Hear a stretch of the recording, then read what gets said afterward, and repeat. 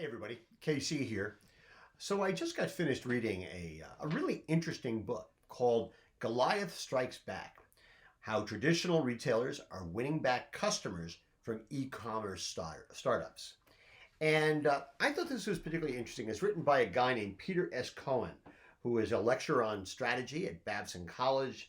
He's got his own company called Peter S. Cohan Associates, which they specialize in management consulting and venture capital advising. Um, and he's a columnist. He's written for Forbes. He's written for Inc.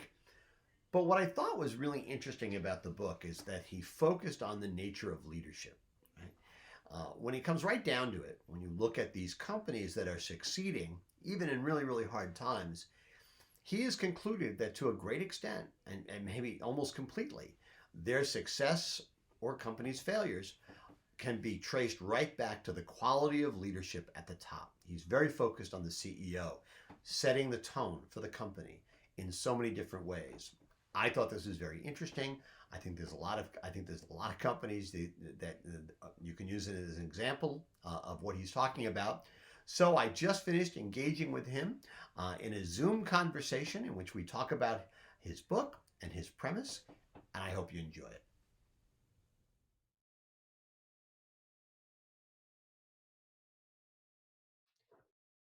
Peter Cohan, welcome to Morning Newsbeat. Thank you for inviting me. It's a pleasure to be with you. So the book is called Goliath Strikes Back, and it was really interesting to read your book. The very first sentence in the book went like this: I wrote this book to answer questions that have puzzled me for decades. Why do so many successful companies cling to the past instead of creating the future? Are all such incumbents due to stagnate, decline, or implode because they can't adapt effectively to the threats and opportunities created by changing technology, upstart competitors, and evolving company needs? And what you didn't write in there, and natural disasters like pandemics, which are we seeing a kind of a world right now, a business world, where there are going to be clear winners and clear losers based on their ability to adapt in a very short period of time? That's a really interesting question. I think that one thing I wrote an article a couple of weeks ago about how strategic planning is going to be different in the next 5 years. And I think one of the big differences is that when I first started doing strategy work for companies, it was very long-term focused, 5-year plan. It sort of seemed implicit that the company was always in control of the future. And now what you see is much more rapid, unexpected change. And I think the ability to be very quick and see what's going on and act on it is going to make the difference between the ones that succeed and prevail and the ones that don't. So in this pandemic, I've seen, in a very short period of time, how quickly things can turn around. And one of the most interesting examples to me that I wrote about in the book was this company in Boston called Wayfair, which I'm sure many of your people have heard of it. But what I thought was so interesting was that just this February, I was writing about it in my Forbes column about how it was sort of affected by what happened with WeWork. WeWork had this IPO that failed last fall, and it failed partially because it had no path to profitability, but also because it was so dominated by the founder and all this really strange kind of corporate governance stuff. But when that fell apart, I think people lost faith in companies like Wayfair at the time, had no profitability, had no real clear path to profitability. And then all of a sudden, during the pandemic, there are two things that happened that created a huge growth in demand for Wayfair. And its stock went from about 25 to about 340 within a couple of months. Two things that happened. First of all, people were working from home, and they were at home and they were saying, I need to get new furniture.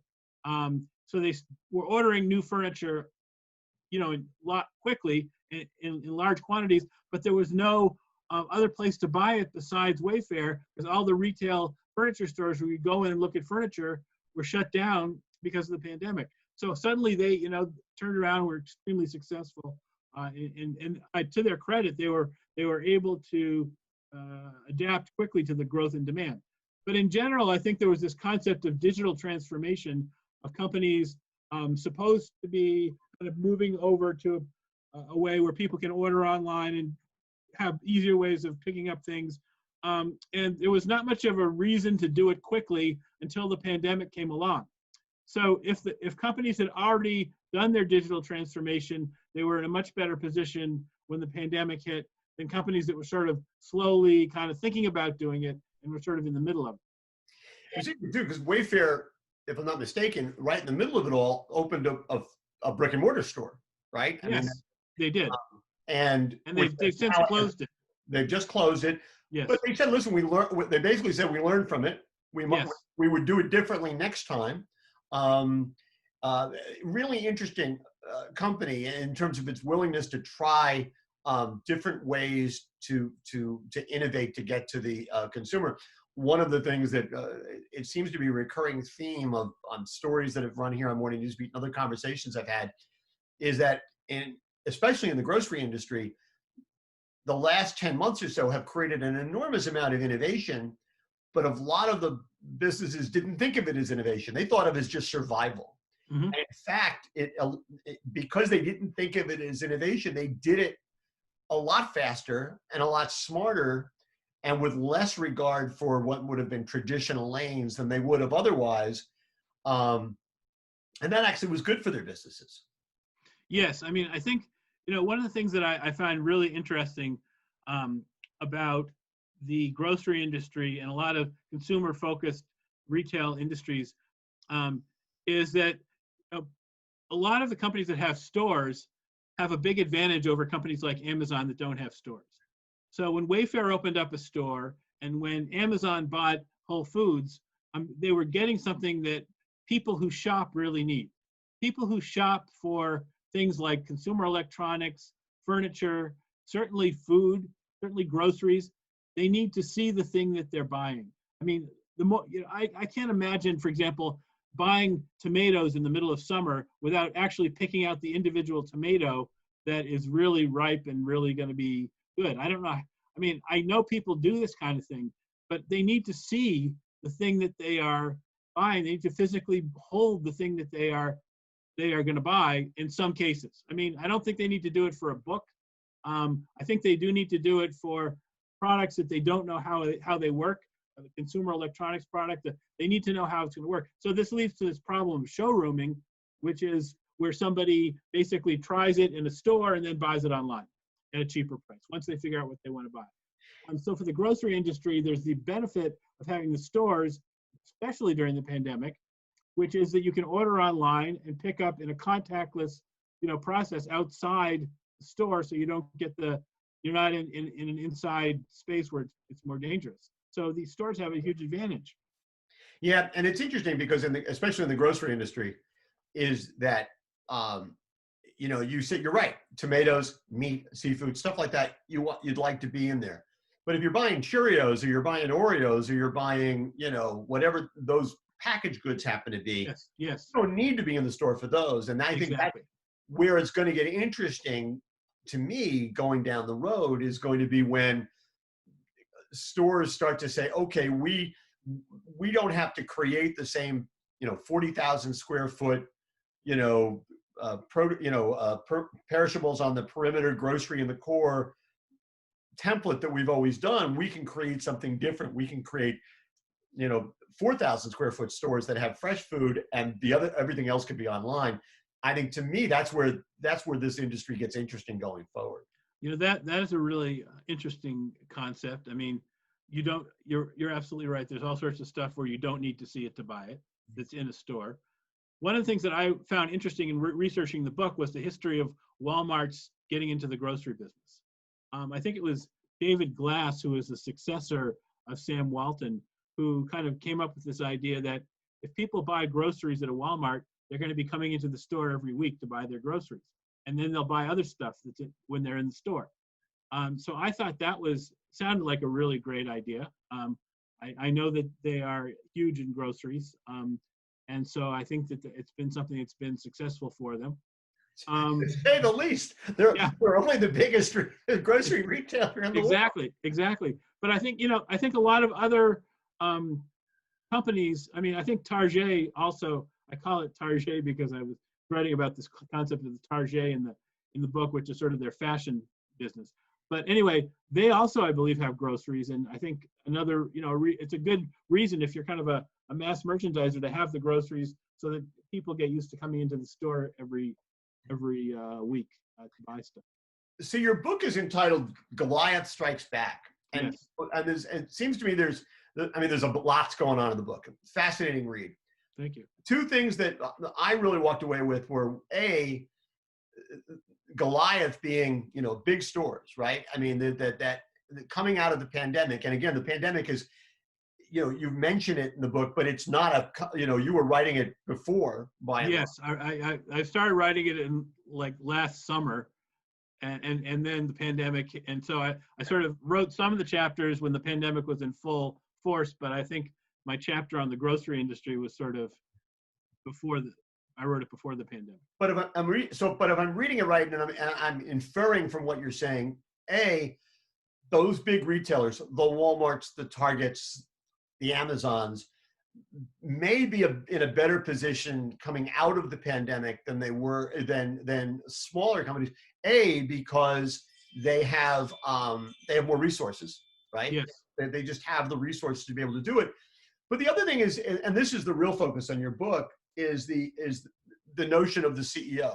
How CEOs of these companies are the ones that really drive innovation and drive their ability to be more competitive. And if you were to look at Doug McMillan at Walmart, or Jeff Bezos at Amazon, or pick one. These CEOs are really able to personify the business maybe in a way that at other companies they don't.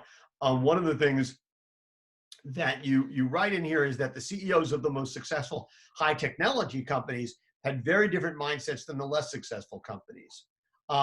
So, I mean, am I right? I mean, is it all about the CEO, and is it all about scale and size?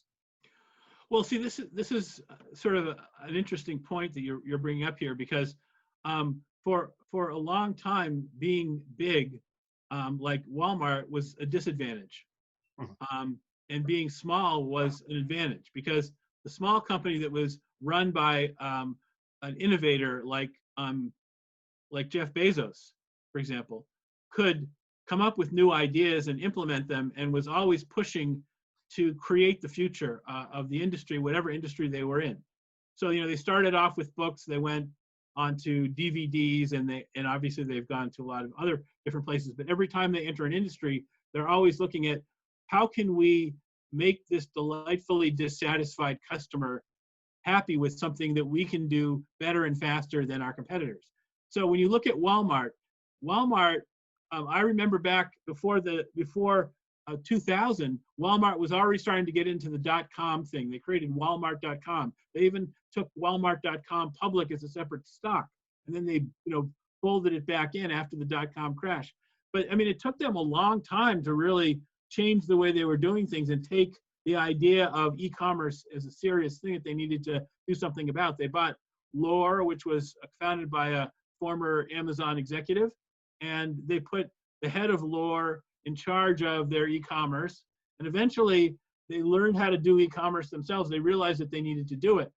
But it is a huge change. And also the effect, you have to change the incentive systems inside the store.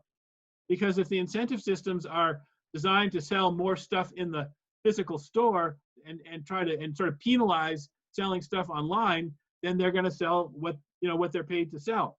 So they need to not just change the operations, but they need to change the way that people are motivated and measured and incented to get them to look at it from the customer's perspective and say, you know what, the customer wants to order online and then pick it up outside the store, which is a big thing with the, it's a big thing. For example, I wrote about in the book Best Buy, which says that they have 70% of their stores are within a 15-minute drive of their stores are within a 15-minute drive of 70% of Americans. So you can order online at Best Buy and pick it up at the store within an hour, they say. That sounds like a very ambitious time frame, but still, the concept is that compared to Amazon, which says I'll deliver it in 2 days if you're an Amazon Prime member, but given the pandemic, they can't deliver everything as quickly as they aspire to. So you're not sure when you're going to get it. So it's much more convenient to be able to pick it up at the store. But then, consumers might just want to have it delivered to their house. So that's another option. And so having the flexibility and not having Walmart's incentive systems being totally centered around buying stuff in the store, that's a huge change. It takes time to make the change. So I think that Walmart has clearly arrived at that point, but it took them, I would say, many years, maybe 2 decades to get there. Well, I would agree. It seems to me in a lot of ways, Macmillan's, one of his major accomplishments has been able to navigate those internal politics, right? And figure, Yes. and being able to, because there were a lot of people in the stores who didn't want Walmart.com to be successful because Yes. they thought as decreasing, their viability and their numbers long term. But it's interesting. I think that, I don't know if you'd agree with this or not, but it seems to me that there is a kind of a fundamental, and I think a lot of this has got to come from the CEOs. There's a fundamental difference in the way Walmart sees the world as opposed to the way Amazon sees the world. Yes, absolutely. I do think Walmart wants just to sell you more stuff. Yes. Amazon, they're after bigger game. They have something more, and I'm not saying that for better or for worse, but they want to be intertwined in our lives to a far greater degree than I think Walmart. That's not Walmart's vision. Is that a fair reading of it? Yeah, I mean, I definitely agree that the mindsets of the two companies are different. I think Bezos is what I would call a create the future CEO.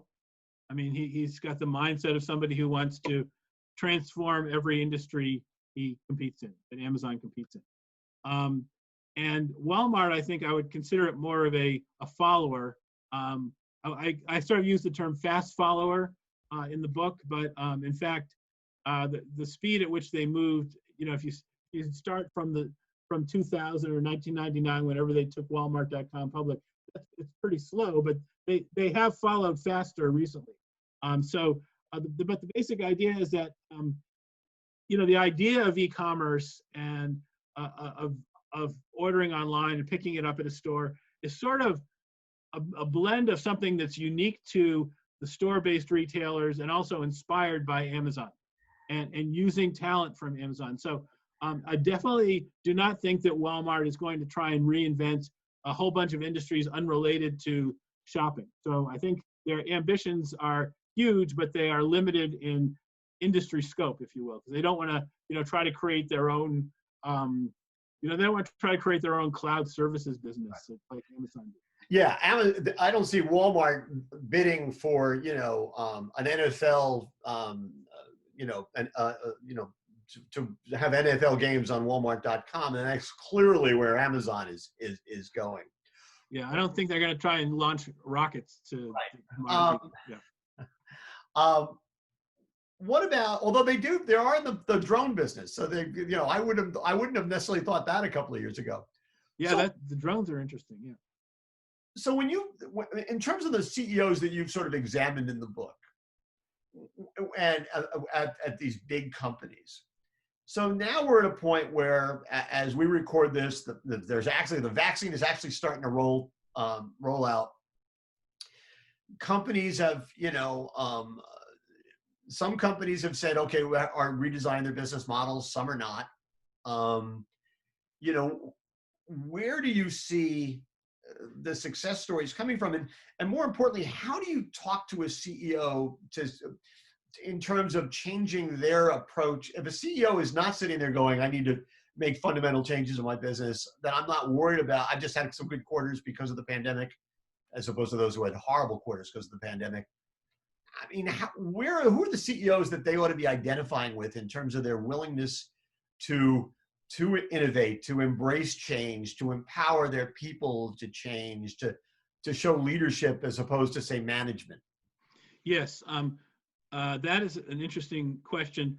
And this is something that I very much admired Jeff Bezos. I mean, I started off chapter 1 of the book just kind of summarizing the basic principles of how Jeff Bezos makes the company always innovate and always being looking to get better.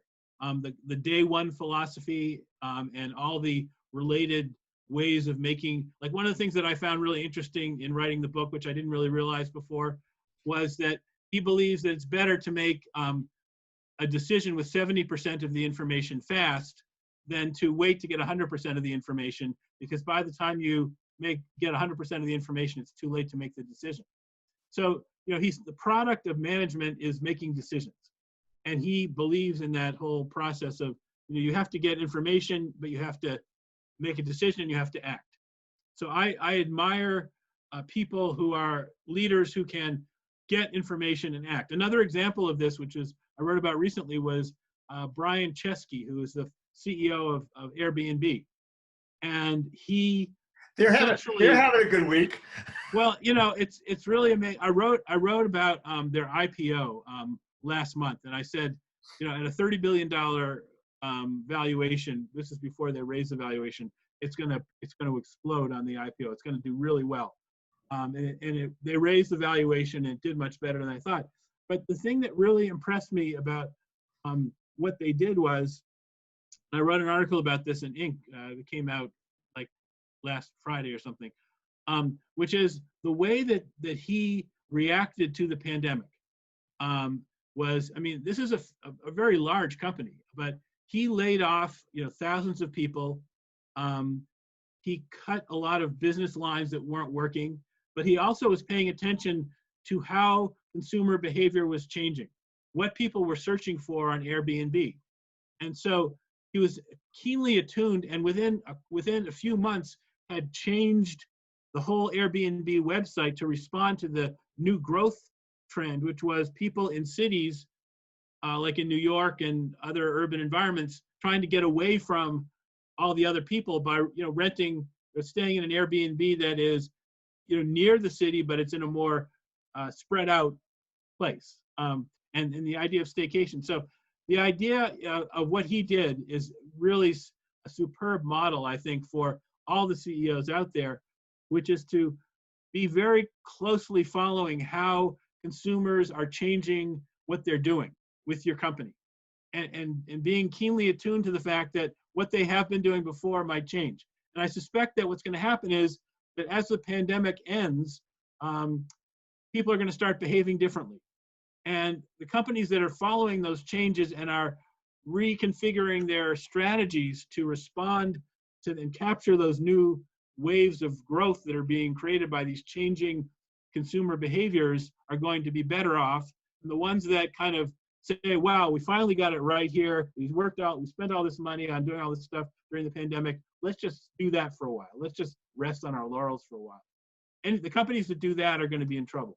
So something's going to change, and they're going to have to adapt to it quickly.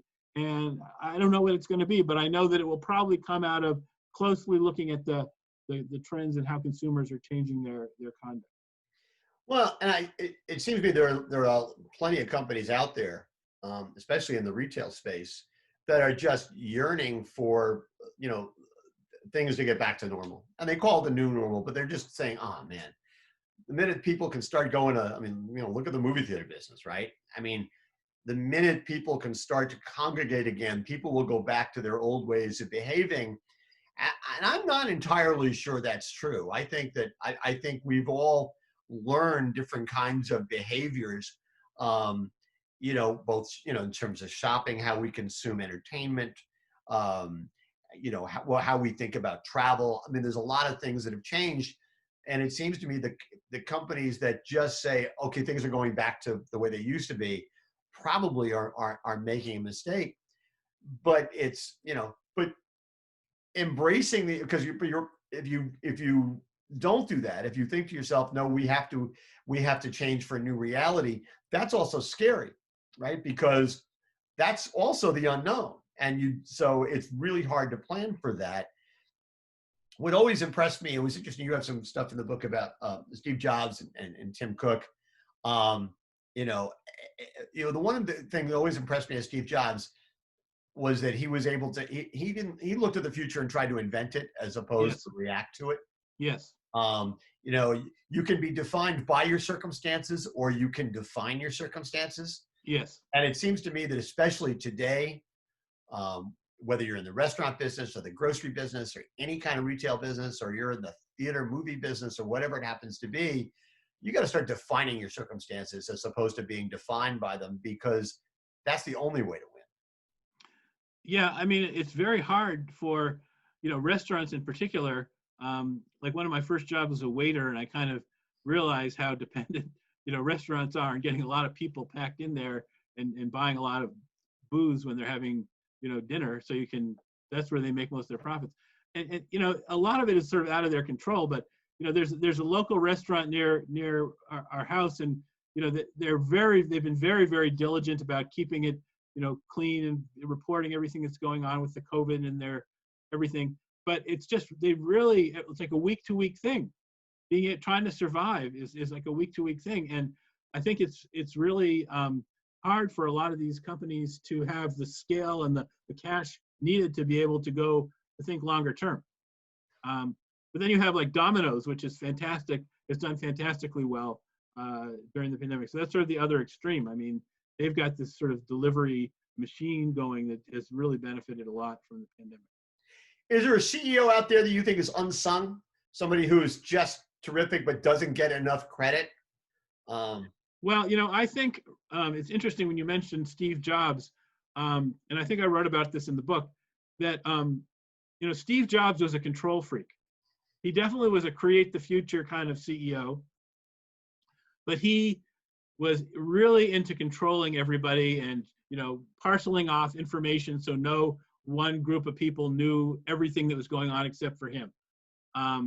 Whereas Reed Hastings, who everybody's heard of Netflix, but no, and when you say Reed Hastings, who's that? And Reed Hastings is, I think, in many ways, a better CEO than Steve Jobs, because he prides himself on not making decisions. He prides himself on hiring a extremely talented team and letting them make the decisions. And if they do it right, he keeps promoting them, and if not, they're gone. But he does not make decisions, and he reinvented he wiped out Blockbuster by DVD by mail, and then he created the whole online streaming industry, and now Disney and all these other ones are following him, and he was the mastermind of that. But nobody even knows who he is. I don't know if you've read his new book. There's a wonderful, he co-wrote it with a business professor. And at one point, the business professor asked him, are you going to have time to do this? And his reaction is, I don't have a lot of decisions to make. Yes. And so it's like he's engineered this thing. And it's not to say he doesn't have a lot to do, but it's not like he has to have his finger in every pie. Last question. You've been very generous with your time. Are there new metrics that you think retailers ought to be thinking about? I mean, people have always generally thought about, it's sales, it's this, it's that, transaction size, that kind of stuff. Do you think there are different kinds of metrics that going forward, CEOs focused on trying to be innovative ought to think about? Absolutely. I think that these are metrics that startups use all the time. And I think that big companies should use them as well. And I've interviewed a lot of startups, because my previous book was called Scaling Your Startup. And it was like all about how does a startup go from an idea into a large company. And I had a whole chapter on how do you hold people accountable. And what they measure is very different than what a typical public company measures. A typical public company, like I wrote in the book about Circuit City and the bankruptcy of Circuit City. And I gave a talk at MIT last week about the failure of Circuit City. And it all sprung from the decision of the last CEO that it would be better for earnings per share if they cut 3,400 highly paid, experienced salespeople and replace them with 2,400. The numbers are roughly correct, but not exactly right. They're a smaller number of low-paid, hourly wage workers, and that wiped out the whole company.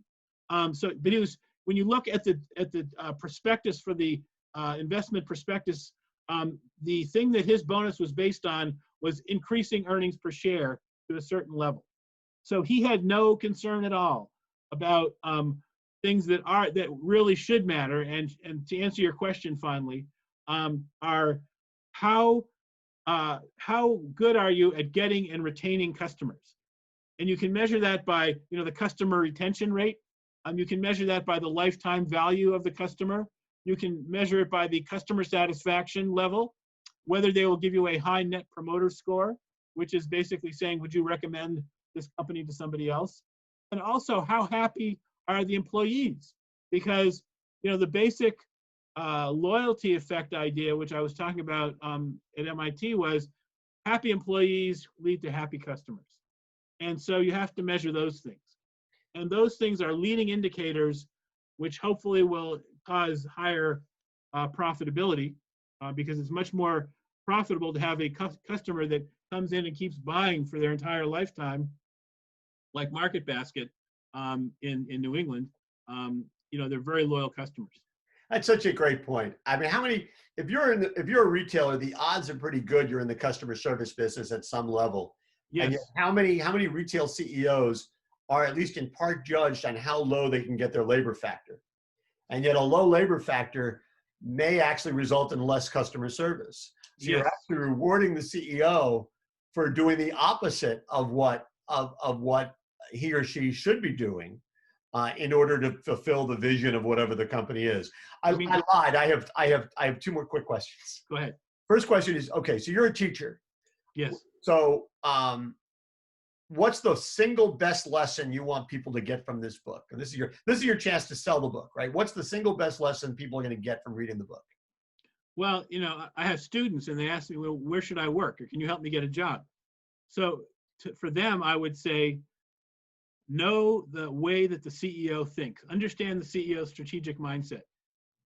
I have 3 strategic mindsets in my book: create the future, fast follower, and head in the sand.